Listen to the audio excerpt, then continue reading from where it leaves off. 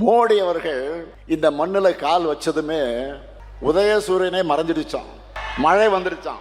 அட கோமாளிகளை, இப்போ கூட மழை வந்திருக்கு. சொல்றது யாரு? நம்ம பழனிசாமி, 10 தோல்வி 10 சாமி. வாழ்க்கை முழுக்க கால்களை மட்டுமே பார்த்துட்டு இருந்தா சூரியன் எப்படி தெரியும்? பழனிசாமி அவர்களே, பழனிசாமி அவர்களே, வாழ்க்கை முழுவதும் காலையே பார்த்துக்கிட்டு இருந்தா சூரியன் எப்படி உங்களுக்கு கண்ணுக்கு தெரியும்?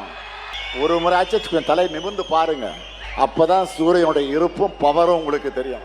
தமிழ்நாட்டுக்கு ஒன்றிய பாஜக அரசு தொடர்ந்து செஞ்சுட்டு வரக்கூடிய வஞ்சகத்தை தட்டி கேட்கக்கூடிய துணிச்சலும் முதுகெலும்பும் திராவிட முன்னேற்ற கழகத்திற்கு மட்டும்தான் இருக்கு.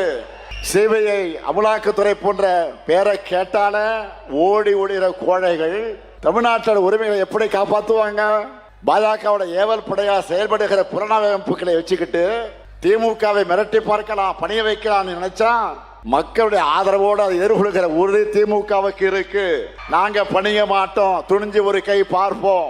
மண் மொழி மானம் காத்திடும் எங்க 2000 ஆண்டு போற தொடர்ந்துடுவோம். 2026 தேர்தல் களமும் ஆரிய திராவிட போரின் மற்றொரு களம் தான். தமிழ் பண்பாட்டு அழிக்க நினைக்கிற அரசியல் எதிரிகளையும் அந்த எதிரிகளின் கூலி